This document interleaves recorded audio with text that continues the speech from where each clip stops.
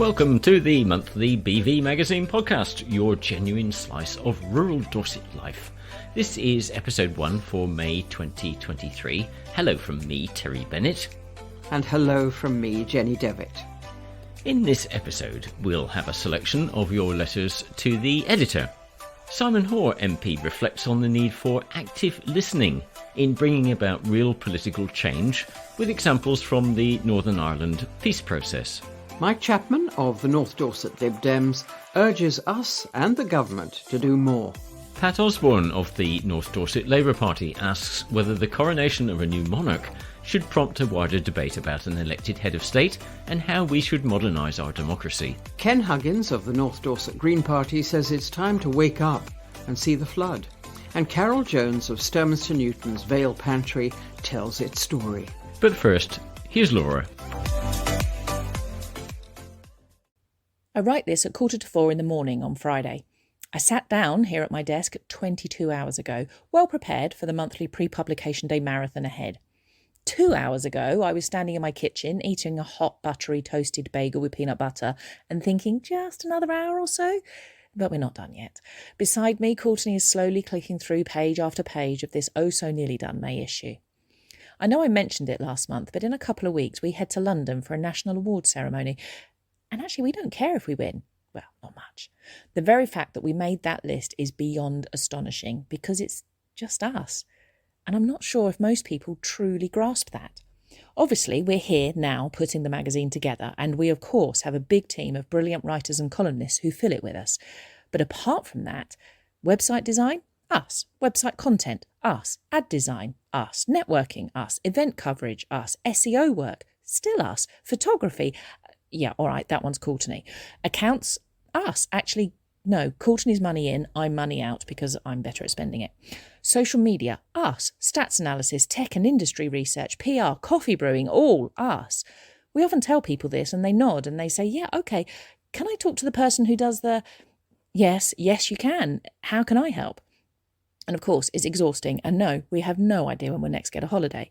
But there are benefits too. It means we know every single last detail about this gorgeous magazine of ours. It's innately ours in the way that only something that grows under your own fingertips can be. We know everyone in it. We remember every article. We read every Facebook comment. We see every email. We write every tweet. So for a panel of judges to think that the BV is up there with two of the very best regional newspapers in the country, frankly, we're already winners. And actually, I meant to talk about mugs this month. I've got a bit sidetracked. In the space of the last month, I've lost the sturdy afternoon coffee looks like an enamel mug, the thin small evening one, the round comfy hug in your hands one, the I run like peanut butter funny one. Every single one of my favourite mugs has developed a chip, a crack, been dropped or come out of the dishwasher in 2 pieces. How does that happen? Anyway, have a lovely May and think of us on the 18th. Letters to the editor. On planning applications, this is from J. Nailsey of Sherborne. I'm concerned about the number of recent planning applications submitted by developers in our area. As discussed in Rachel Rowe's excellent article of the March edition, Is North Dorset Overwhelmed with Housing Developments? It's recently come to my personal attention that developers may not always disclose all details within their applications, leaving room for potential harm to our neighbourhoods. I would like to urge all local residents to take the time to thoroughly examine the documents submitted by developers. If you wish to object to a proposal, it's imperative to review all submitted materials with a critical eye.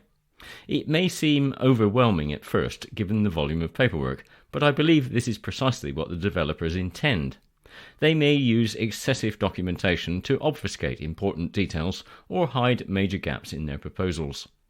As communities, we must not let ourselves be overwhelmed by the daunting task of reviewing these applications. Rather, we should work together, dividing the paperwork and sharing our findings with one another. By doing so, we can ensure that all developments adhere to the needs and requirements of their neighbours. I encourage all residents to take an active role in reviewing local planning applications and voicing their concerns where necessary. As a united community, we can welcome much-needed excellent housing expansions, but also prevent undesirable developments, ensuring that our area remains a great place to live for years to come. M. Holderness from Charlton writes on climate protesters. Criticism of climate protesters is a sad indictment of how seriously many view the looming crisis. The criticism most widely hurled at these various forms of direct action is that they are counterproductive, that they antagonize ordinary people and make them stop listening. There's an obvious reply. No one was listening in the first place before the activists took to the streets.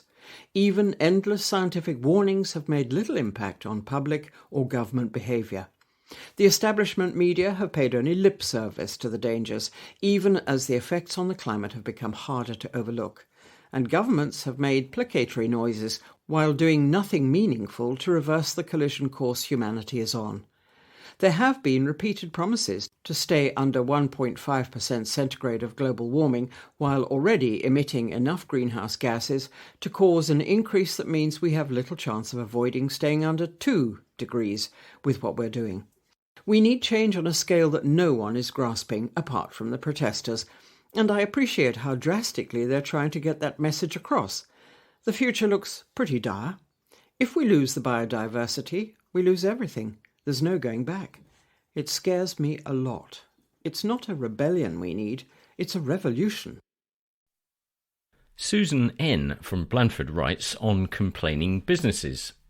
As a newly retired woman who has successfully run my own business for most of my life, I have recently been surprised at the number of local business owners that dismiss, belittle, or simply moan about social media.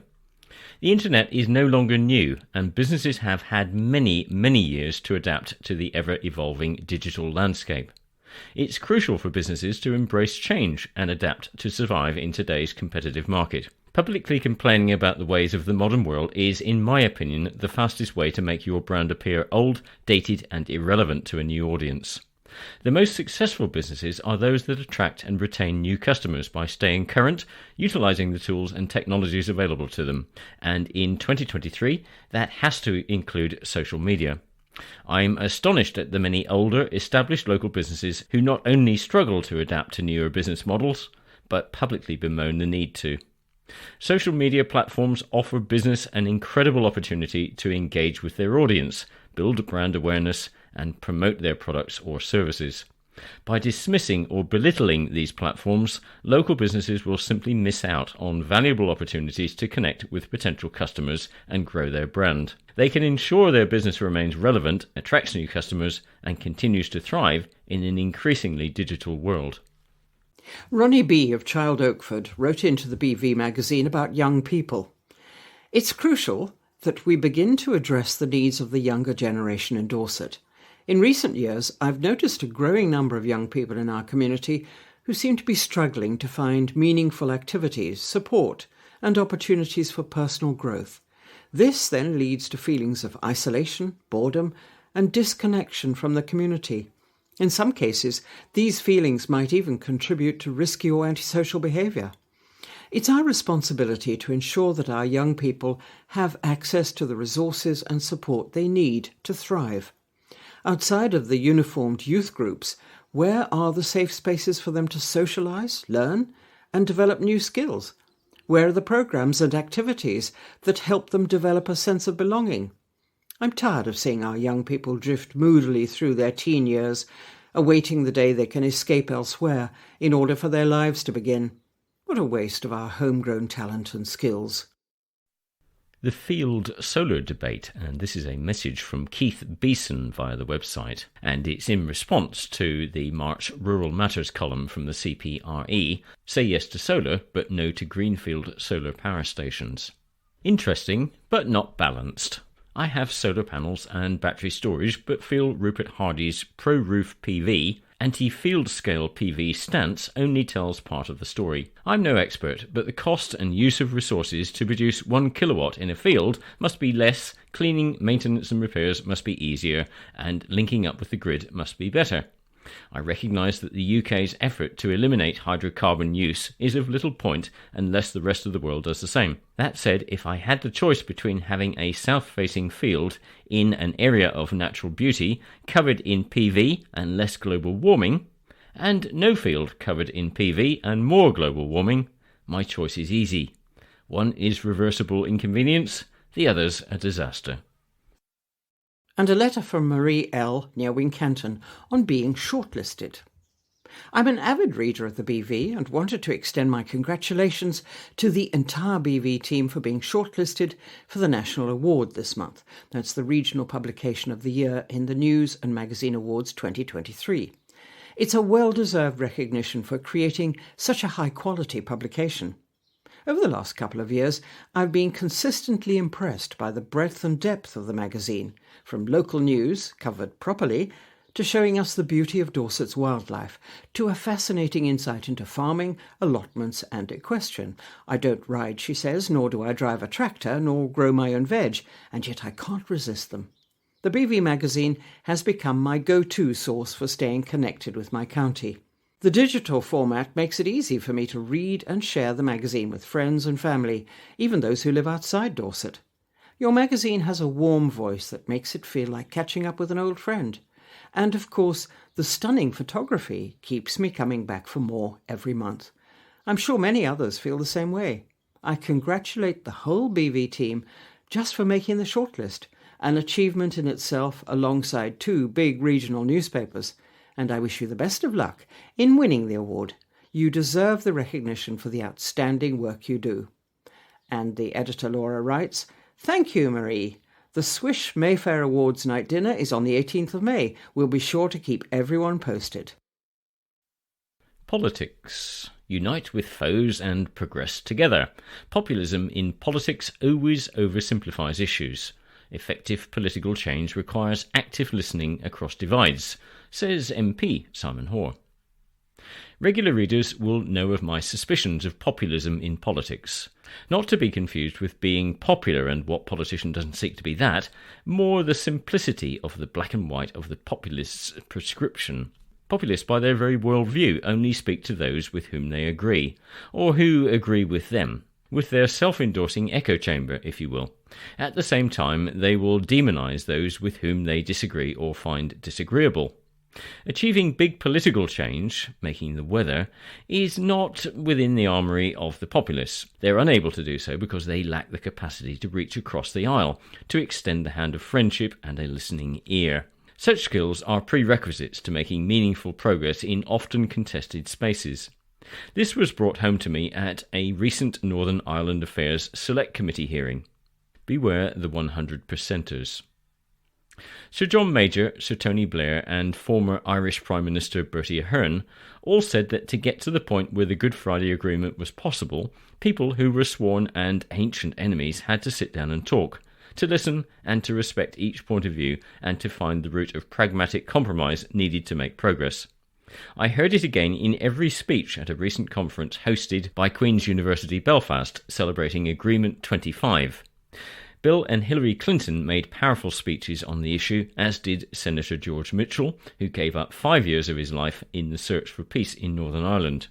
George warned against the 100%ers, those who can only claim victory when they achieve everything and their opposite numbers nothing.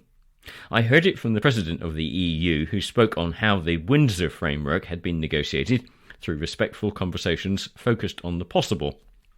Perhaps above all, I heard it from a range of viewpoints across the traditions, who all effectively said, I knew progress was possible and resolution within touching distance when I found myself speaking to X, Y or Z, a sworn enemy and opponent. Surprising dinner companions. I was a teenager in the 1980s and remember the Troubles clearly, albeit viewed from the safety of South Wales. It's why I've become so involved with the politics of Northern Ireland. I'm committed to playing my small part in ensuring no return to the days of hate and blood. The progress made over the last 25 years was made crystal clear to me in 2 personal events. The first was an unaccompanied Tory MP walking down the Falls Road in Belfast. In the past, English politicians would have had to go in armoured cars with heavy security. The second was finding myself sitting next to Gerry Adams at the celebration dinner at Hillsborough Castle. On the political Richter scale, these were 2 small things, but enormously illuminating of the scale of change that non-populist politics can deliver. As the Windsor framework underscores, pragmatic politics continues to deliver. I shall close with another personal anecdote, if I may. A loyalist blogger and campaigner did not have me on his Christmas card list. Jamie Bryson saw me as being opposed to everything he holds dear. He's waged a bit of a campaign against me in the media. Recently we bumped into each other in Belfast. We could have cold-shouldered each other, muttering under our breaths as we slipped past. But we didn't. We shook hands. We met for coffee. A presumed 10-minute chat evolved into a 2-hour heart-to-heart. He's coming to my select committee and we have continued our conversations. We won't, we know, agree on everything, but we've agreed to try to follow the advice of those political titans who led the way with the Belfast Good Friday Agreement. Let us have more of that kind of politics. We can do more, but so can they, writes Mike Chapman of the North Dorset Liberal Democrats. When this issue is published, the local elections on the 4th of May will have come and gone. Parties will have had their triumphs and disasters. Each will assail us with well-spun explanations for whatever has happened. Then, blessedly, we can put it all aside for a couple of days and celebrate the coronation of our new King and Queen. If ever there was an institution providing stability, continuity and a force for good, it is the monarchy as we now have it. Leading by example, using influence, not power, looking for the best in people and communities. What a strong message for politicians of every hue. Let us have less of being told what to do by an amorphous centre, be it local or national. Let us have less partisanship in power. Fine on the stump, but put it aside when you get there, hey? But let us have more exemplary behaviour, more focus on creating the positives of opportunity and fairness, more action that makes our lives happier and healthier. We can all play our part, just as most of us give something to charity. Even if it's only buying a lottery ticket, we all have scope for being better citizens. We can drop less litter, drive with more consideration, behave in public with more decorum and less rudeness. We could use social media with more courtesy. There are any number of things we could do to make the lives of others around us that little bit happier. There's plenty of scope, too, for taking more active steps to contribute. Become a water guardian, that's regular local checking of water quality. Join a litter pick or environmental group. Become a school reading helper. Join the Royal Voluntary Service as a community volunteer. Do some voluntary driving. The list is endless. Take a look at the big help out and see the range of possibilities. It's not only the job of those we elect to make our lives better. We all have a role.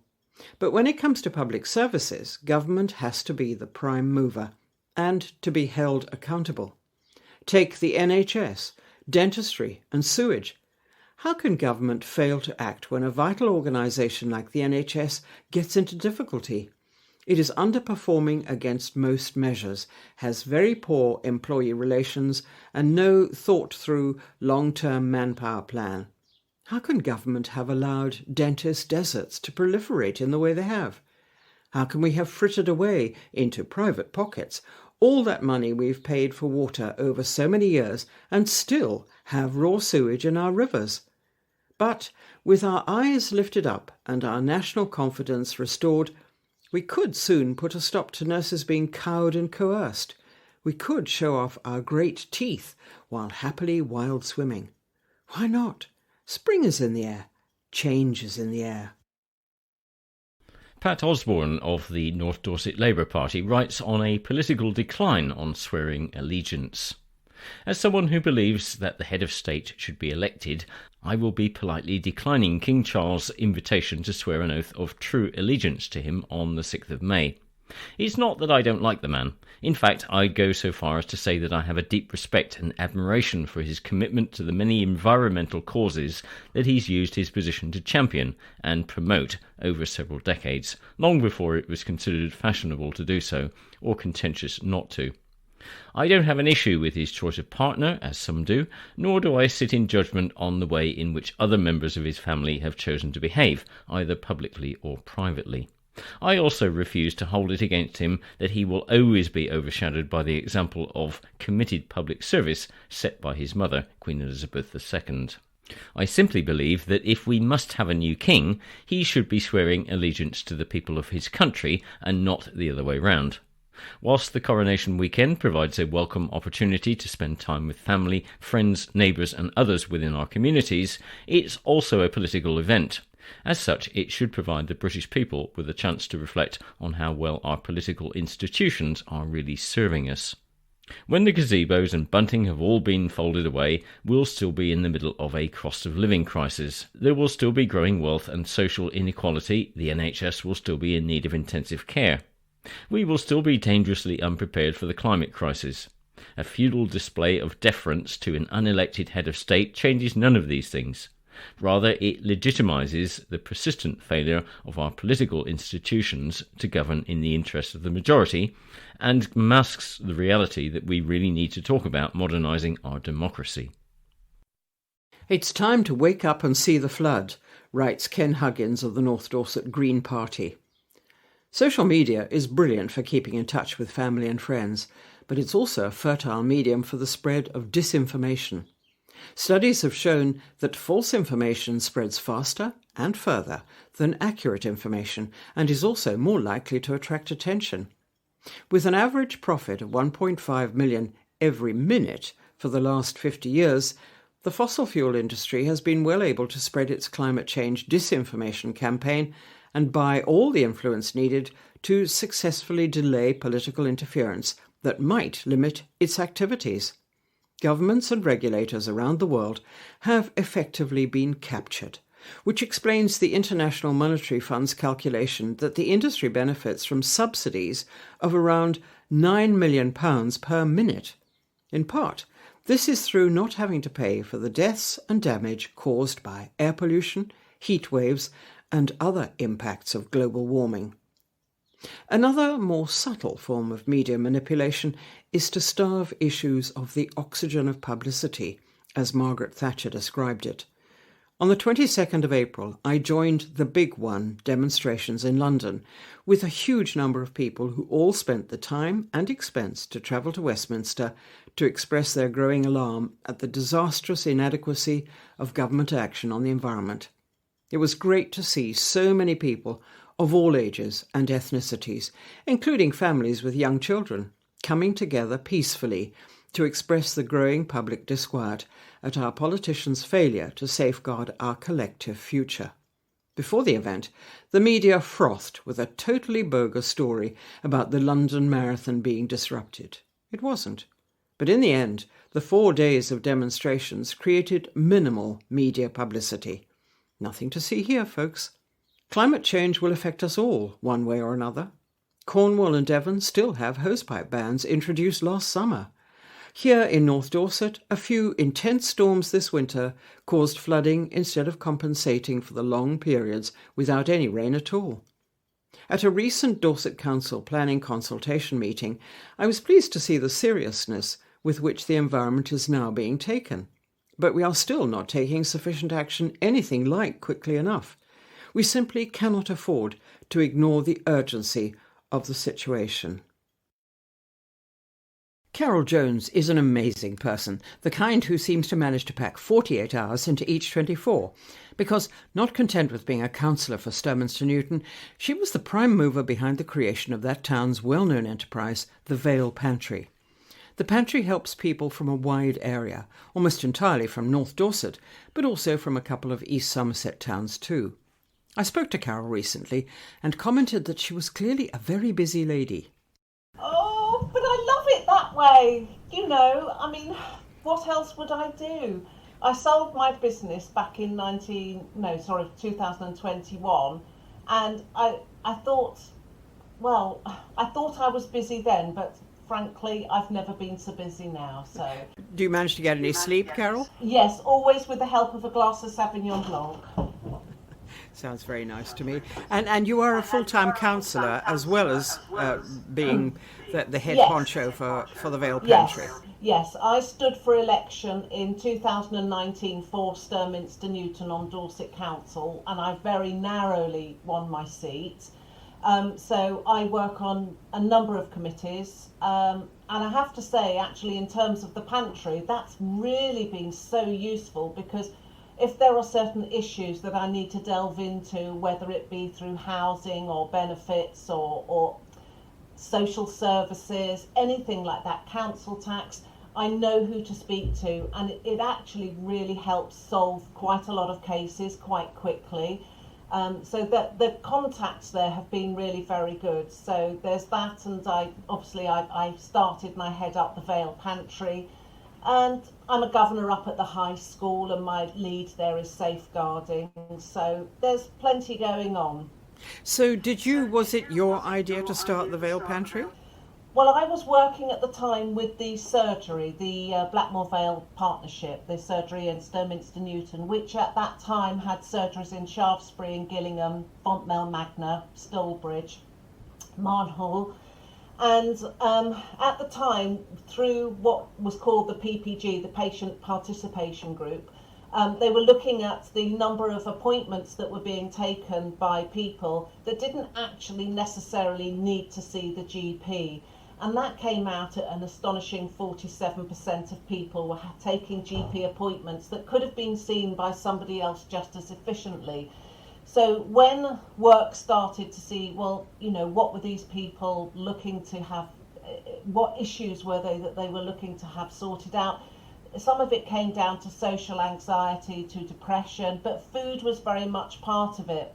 So I started work with the practice manager at the time, Jane Dawes, and we looked at the pantry model. We really liked it, and we thought, well, that's really what we wanted to have in Sturminster Newton. And then COVID struck. So at the point when COVID struck, all meetings stopped, and I set up the COVID action group within Sturminster. So we were running prescriptions, shopping, dog walking, or posting letters, you name it. We managed to get some funding for food vouchers, and through the schools and through contacts we suddenly started to see a real level of deprivation that actually we hadn't realised was there, and within no time at all we were feeding between 50 and 80 families a week with vouchers.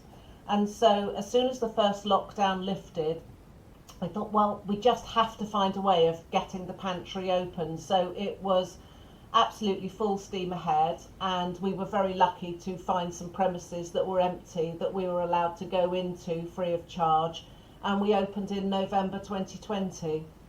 You said, Carole, that you found you were rather horrified at the level of deprivation.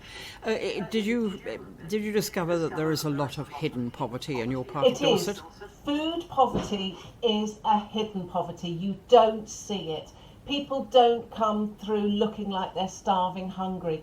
Sometimes you'll see people that will, have a fairly large build, and you would never think that they could be hungry, but they're feeding themselves on processed foods and a lot of rubbish, to be absolutely honest. So you just don't see food. It's the hidden poverty. And we were really quite struck as to how many families were going without just so that they could try and feed the children. We had parents that were not eating any breakfast or lunch just so that the children could eat, and this was quite common. And we were finding families that would, try and survive on the cheapest pack of home, sort of Tesco's sausages or something, and very little else. It really was quite something. And the idea with the pantry was that we wanted to bring in a healthy lifestyle eating with lots of fresh fruit and vegetables, obviously dairy, meat, and all the tins, the ambient foods and the packets and so on. But fruit and veg was absolutely crucial. So that if you were to come into the pantry, you would see what actually looks like a proper little shop. It doesn't look like a food bank or anything that anybody would be embarrassed or self-aware to go in. You can just go in, and it's a really lovely little shop with lots of friendship, laughter, and all sorts there. So, and that was always our aim. So, Carole, how does it actually operate? Okay, so with a food bank model, you have to be referred by an outside agency. With our pantry model, you can refer yourself. You literally just go online, go to our website, which is valepantry.co.uk, go to member, become a member, and you can just click through and you will answer a few questions. Now, the financial questions that are asked are just 3, and they are: do you run out of food before the end of the week or month? Have you had to cut back on your shopping in the last 3 months? And do you struggle to pay your bills? And if so, which bills? We also ask them their living situation, so whether they are in a social, with a social landlord or privately renting, owner-occupier or other. What we then do is that we give that person a call, and we want to actually understand what's going on for you to be in this position now, what's happening in your life. And there will always be underlying issues. So it could well be debt, marriage breakdown, domestic abuse, homelessness, illness, long-term debilitating illness. We've got a lot of that. We've got a large number of families that have children with autism or children who have very high additional needs. And that often causes a breakdown in partnership. Very often it's a single parent left. That parent can't work.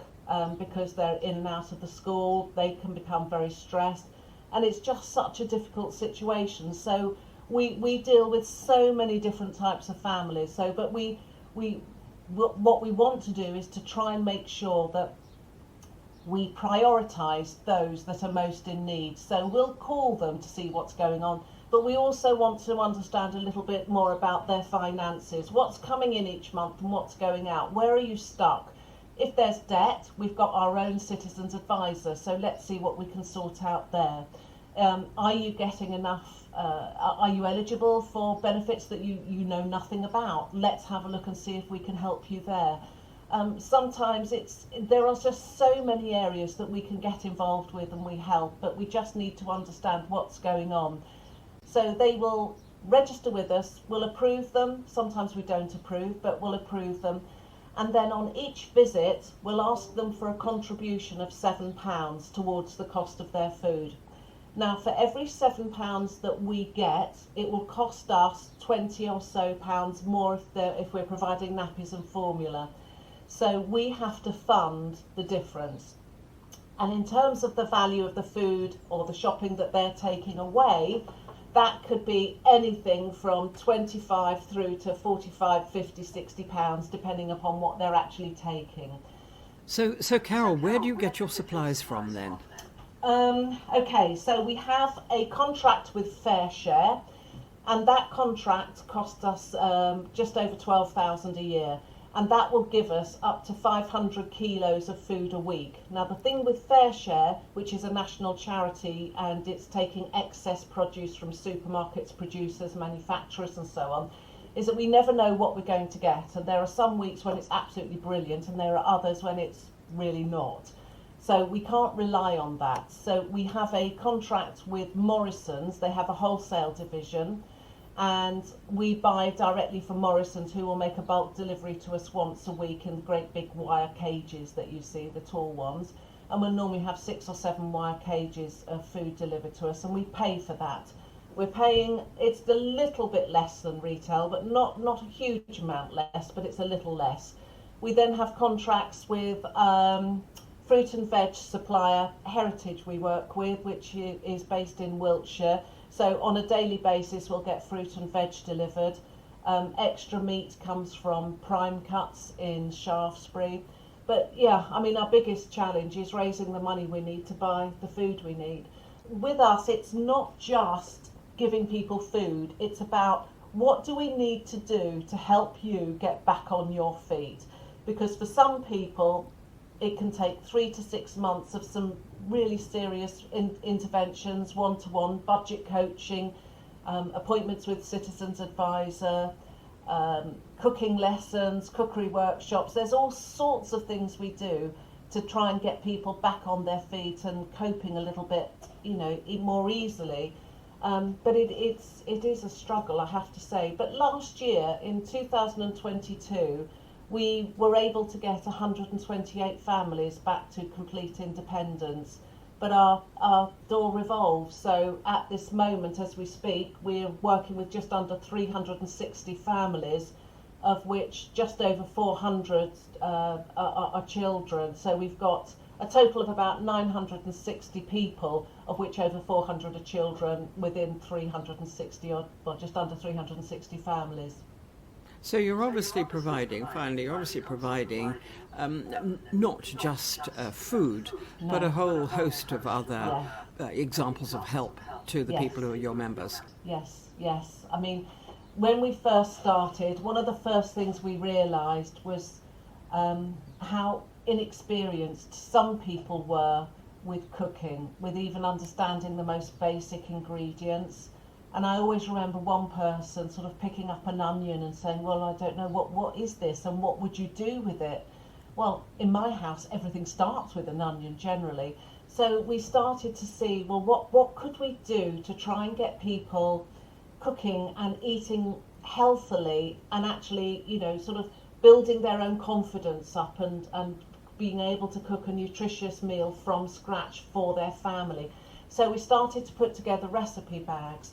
And within each bag, there would be every single ingredient that you would need for the whole recipe, everything, together with a step-by-step card. And sometimes we were able to link that to an online tutorial as well. And they would take away this bag and create a meal from scratch using fresh ingredients. And we'd ask them to send us pictures of their finished meals and get their kids and their family to rate them and so on. And this was just hugely successful. People were coming in and saying, my God, I've never been able to do that. And the kids really loved it. And you could just see they had such a boost in their own morale in being able to do this. And we've carried on with that ever since. We then started to put on a children's cookery workshop in every school holiday. And we bring in the Friendly Food Club to help us. And so we get the kids cooking, and so one week they had to make their own pizzas, but they had to make the dough themselves and then decorate it themselves. And some of those mums were looking like, my goodness, I never knew it was that easy to make a pizza. I will make my own from now on.